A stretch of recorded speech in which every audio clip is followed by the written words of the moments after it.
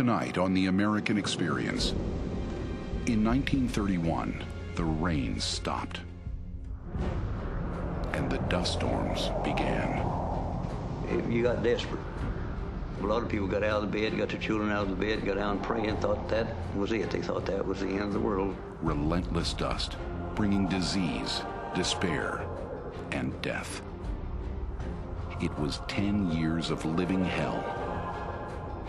Surviving the Dust Bowl, tonight on The American Experience. Major funding for The American Experience is provided by the annual financial support of viewers like you, and by the Alfred P. Sloan Foundation to enhance public understanding of the role of technology. The foundation also supports the Sloan Technology Series, a collection of books chronicling the major technologies of the 20th century. Hello and welcome to The American Experience. I'm David McCullough. The realities were obvious. It was flat, treeless country where you couldn't count on rain and the wind blew all the time. On old maps it had been sensibly labeled the Great American Desert. But steel plows could cut the heavy sod, and with the introduction of a new variety of winter wheat called Turkey Red, the prospects for farming on the southern plains seemed limitless. The rain will follow the plow, it was said in good faith, and for a while there truly seemed no end to the bounty, until the 1930s, the bad time. One rainless, baking summer followed another. The winds gathered terrible force, and the powder-dry land just blew away.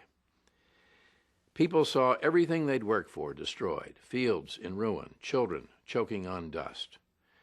Desperate farmers, families by the thousands, gave up and moved on, taking to the road. The grapes of wrath will always come to mind. I like to think how nice it's maybe going to be in California, says Ma Jode. Actually, the great majority of farmers, at least 3 out of 4, stayed where they were. They hung on, refusing to give up.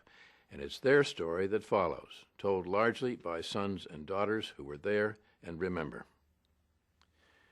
Much of the nation never fully comprehended. Places like Oklahoma, Texas, Colorado were all so far away. But how many today think of the Dust Bowl as just something that came and went in another time? The wind still blows on the plains, and for all the strides made in holding back erosion, the soil, true wealth, keeps blowing away. In some places, as much as 8 tons of soil per acre every year, all carried off by the wind.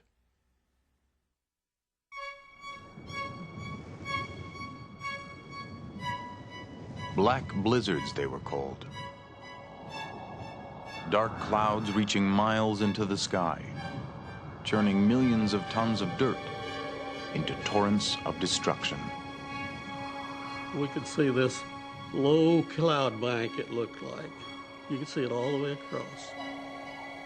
And we watched that thing, and it got closer. It seemed to kind of grow, you know, it was getting closer.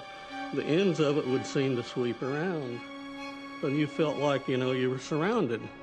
Finally, it'd just close in on you, shut off all light. You couldn't see a thing. And it kept getting worse and worse, the wind blowing harder and harder, and kept getting darker and darker. The old house just vibrating like it was going to blow away. And I started trying to see my hand. I kept bringing my hand up closer and closer and closer and closer, and I finally touched the end of my nose and still couldn't see my hand.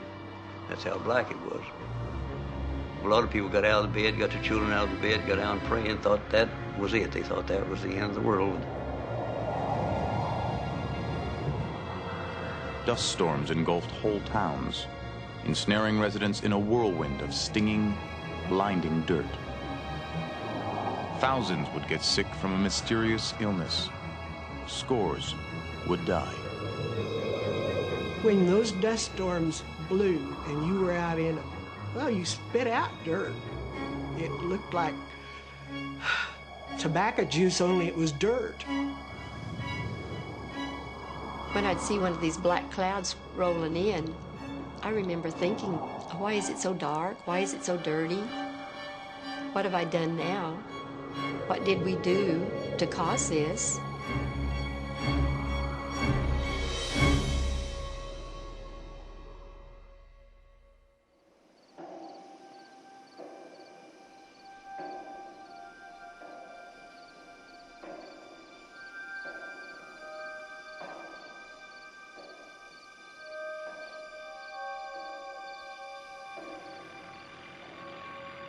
In 1931, there was no better place to be a farmer than the Southern Plains. The rest of the nation was in the grip of the Great Depression. But in wheat country, they were reaping a record-breaking crop.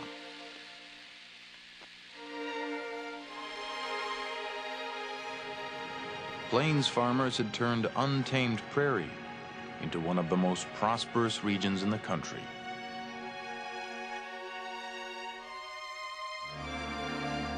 I came to Meade County, Kansas, fired with ambition to become a wheat farmer. Lawrence Fobida had come from Nebraska's Corn Belt to start his own farm. He was one of those who believed he had found paradise. Harvesting wheat was a thrill to me. The roar of the laboring motors and the whine of the combine was music to my ears. It was breathtaking. Hundreds of acres of wheat that were mine. To me, it was the most beautiful scene in all the world.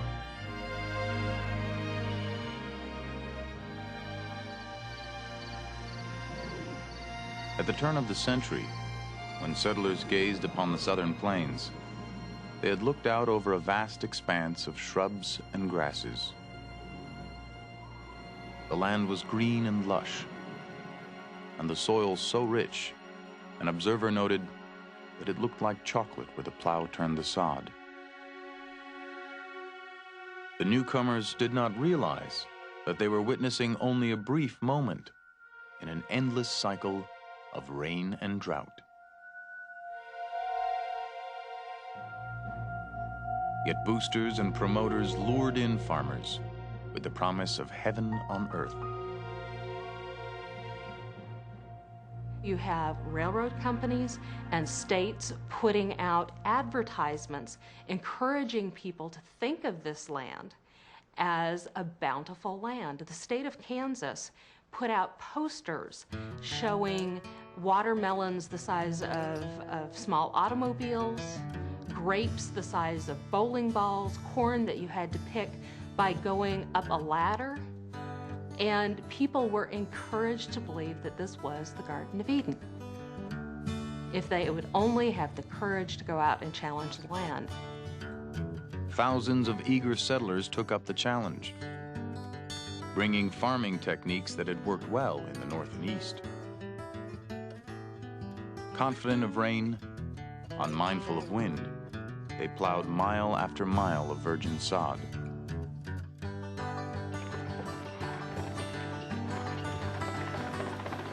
With the outbreak of World War I, Washington wanted wheat. Wheat would win the war. With record high prices, the promise of the land was coming true. Millions of acres of grassland would feel the plow for the first time. The race was on to turn every inch of the Southern Plains into profit.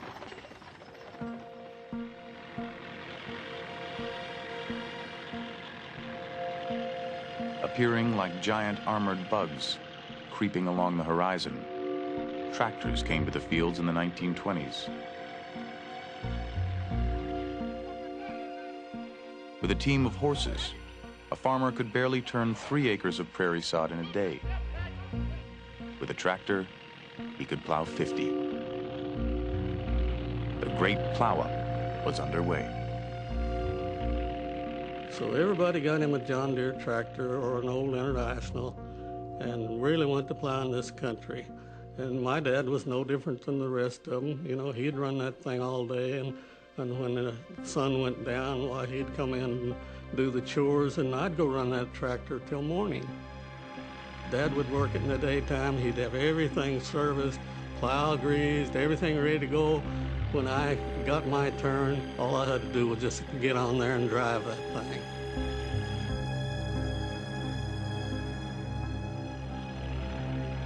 With so much bounty flowing from the Southern Plains, outsiders saw an opportunity to make a killing and began speculating on wheat. Suitcase farmers, they were called. Eastern bankers, businessmen, lawyers, who put in their seed and went home till harvest season. They produce good. It looked like it's just a great thing that would never end. So they abused the land. They abused it something terrible. They raped it. They got everything out they could. And we don't think. We don't think. Except for ourselves, and it comes down to greed. You know, we're selfish and we want what we want, and we don't even think of what the end results might be.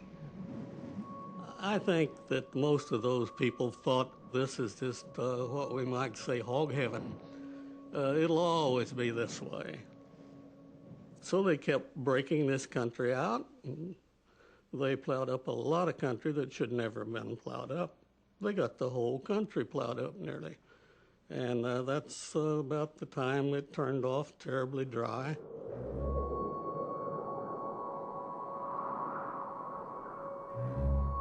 Whirlwinds had always danced across the fields on hot, dry days. No one took much notice that these swirls of dust were growing thicker, taller, and faster than usual. Then, in the summer of 1931, the rains stopped. Wheat withered in the fields, leaving the land naked and vulnerable to the menacing winds. But no one was prepared for what was to come.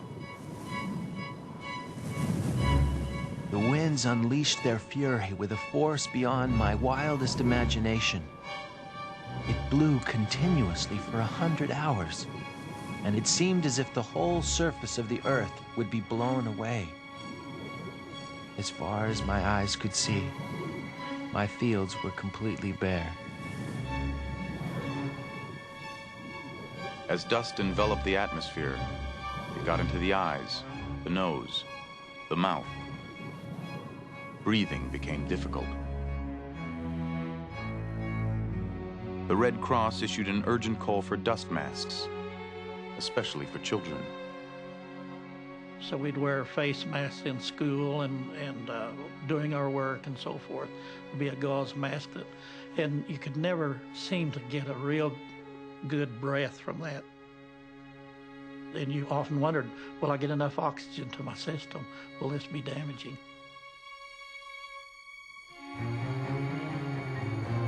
Residents grabbed any bits of cloth to cover their faces. The plains began to resemble a World War I battlefield, with dust rather than mustard gas fouling the air.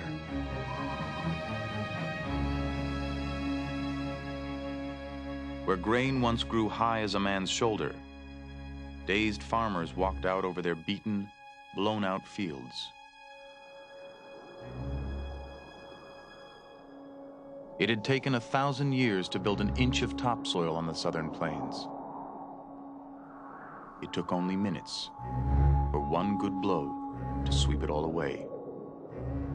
Well, after a dirt storm, the ground would just be bare where it had blown all the topsoil away, and then it would be mounds over where the fence rows had been. So we didn't have much except just bare old hard ground. It was a bad time. 100 million acres of the southern plains were turning into a wasteland. A circle encompassing large sections of 5 states in the nation's heartland. The panhandles of Texas and Oklahoma, western Kansas, and the eastern portions of Colorado and New Mexico. A journalist traveling through the region called it the Dust Bowl. The farmhouses looked terrible. The dust was deposited clear up to the windowsills, and these farmhouses cleared up to the windowsills. And even about half of the front door was blocked by this sand. And if people inside wanted to get out, they had to climb out to the window, get out with a shovel, and shovel out the front door. And there was no longer any yard at all. There was not a green sprig, not a living thing of any kind, not even a field mouse, nothing. Convinced that the storms were a freak accident, that the rains would soon return, residents could not imagine that they had entered a battle that would last a decade. The next morning, they'd still have that dust settling in the air, but there would be the sunshine and all again, but then everything would just be covered in dirt. Everything was full of dust. If you were cooking a meal, you'd end up with dust in your food, and you would feel it in your teeth. You'd start to eat, and when you would drink water or something, you would grit down, and you always felt like you had grit between your teeth, you know. It felt terrible. The next day, when Mother and my grandmother started cleaning out the house, they were taking the dirt out in buckets full. They were scooping it up onto wheat scoops, which are pretty good size scoops, and carrying it out into the yard. The dust was just like face powder. It was so heavy and thick. It wasn't like sand. It was just real heavy, like face powder, only it was real dark, almost black. To the astonishment of residents, the dust kept coming. In 1932, the Weather Bureau reported 14 dust storms. The next year, the number climbed to 38.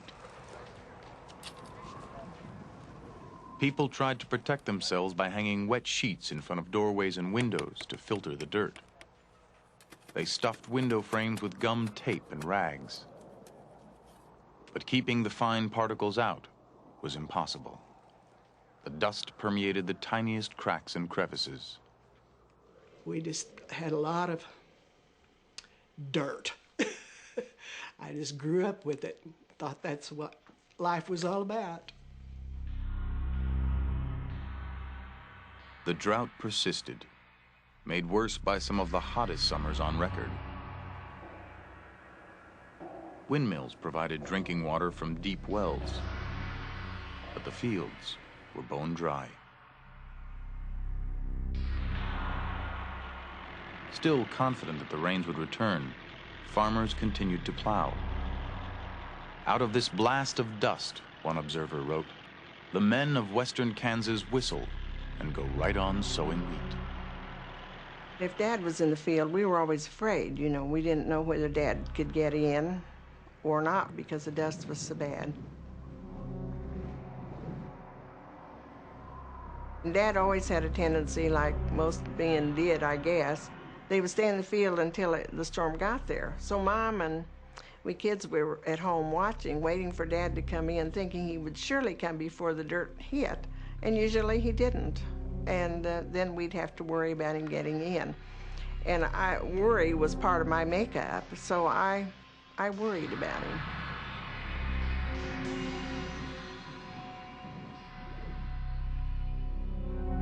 In 1934, the storms were coming with alarming frequency. Residents believed they could pinpoint a storm's origins by the color of the dust. Black from Kansas, red from Oklahoma, gray from Colorado or New Mexico. As the storms rampaged across the land, they unleashed another destructive force. I can remember when Dad had a good wheat crop growing, and it blew terribly hard for 2 days. At the end of that 2 days, static electricity, the electricity in the air, had completely killed the wheat crop. All of that green wheat had just turned brown and was dead. I had a little garden, and I had me some watermelons, and I'd carry water, the bucket out and water. And I remember went out that evening, water them, and I had some little watermelons about as long as a little finger, just pretty and shiny, with a little fuzz on them, you know.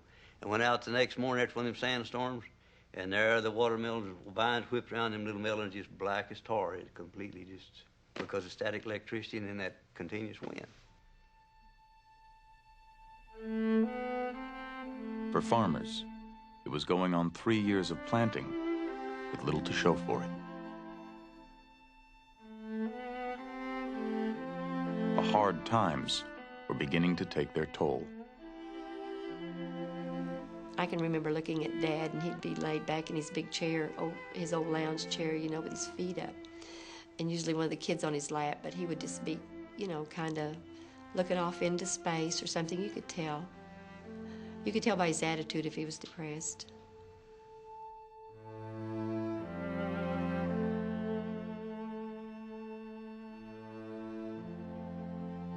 My mother, she'd be walking the floor, and when she got nearly crying, her chin would draw up, you know, and she'd wring her hands and say, oh, the wind, the wind, the wind, and she'd just cry because she realized the condition things was in. I didn't. I just thought, well, it's dry and the wind's blowing, the sand's blowing.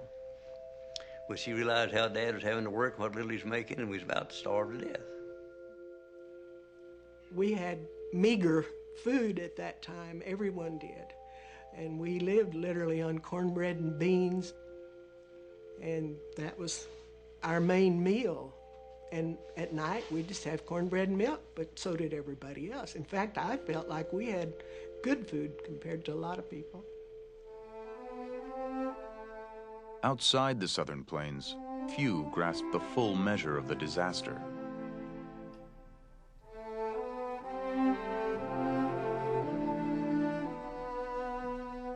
In Washington, the Dust Bowl was seen as just another trouble spot in the nationwide crisis of the Depression.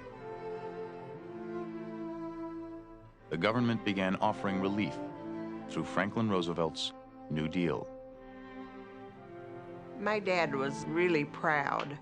He thought it was charity to take help from the government, and for a long time, he wouldn't. Even when government programs came in, you know, in relation to his farming, where he could have been paid for certain farming practices, there was quite a while that Dad wouldn't do it.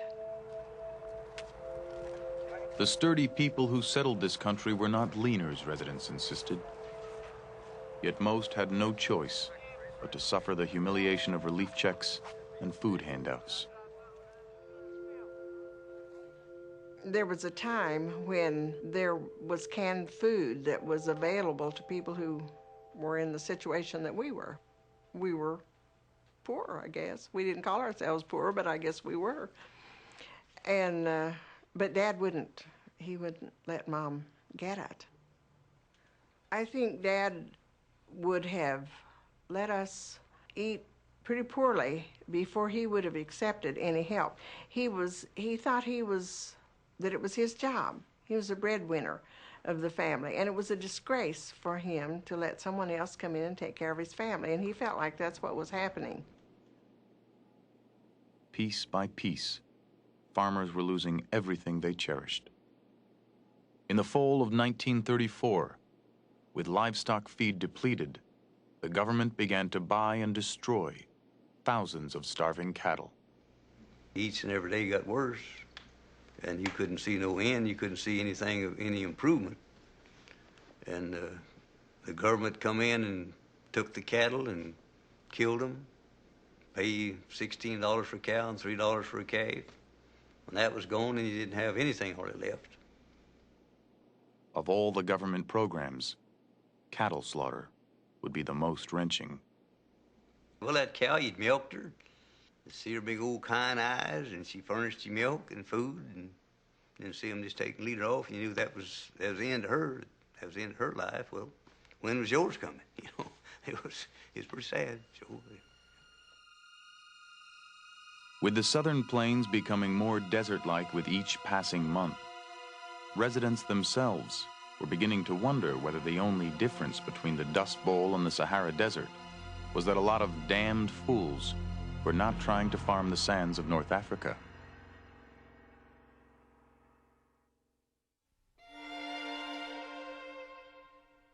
I believe any man must see the beauty in mile upon mile of level land where the wheat is waist-high, sways to the slightest breeze, and is turning a golden yellow under a flaming sun. It was evening when a huge bank of dark rain clouds formed in the northwest.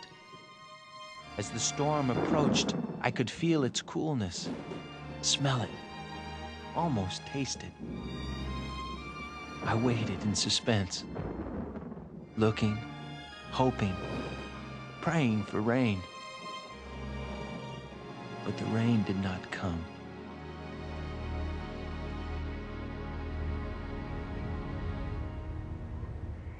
1935.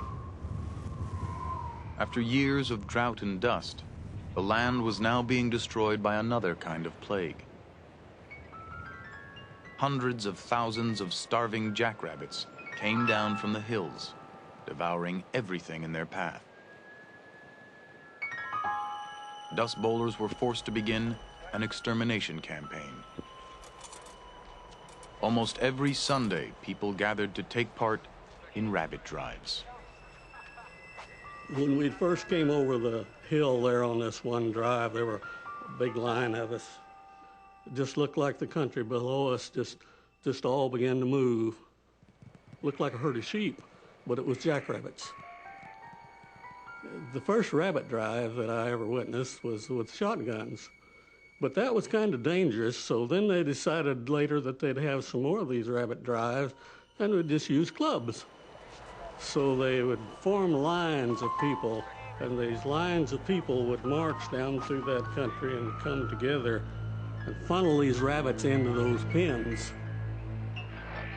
And any that tried to get back by you, which would be a lot of them, why, you were supposed to knock them in the head with a club as they came by.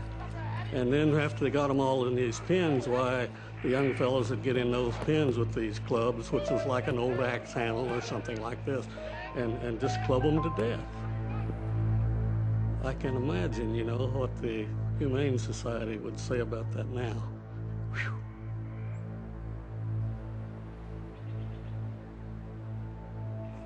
You could hear the rabbits screaming, you know. That's what was scary to me. I think that sound affected everyone. I know it sounded terrible to me as a little girl. And I'd think, sounds like a baby crying or squealing or, you know, being hurt. It was really sad. And then this dirt storm was coming in at that time. But it was starting to get dark. And, you know, some people felt that was the wrath of God coming up on them when they'd kill these rabbits like this.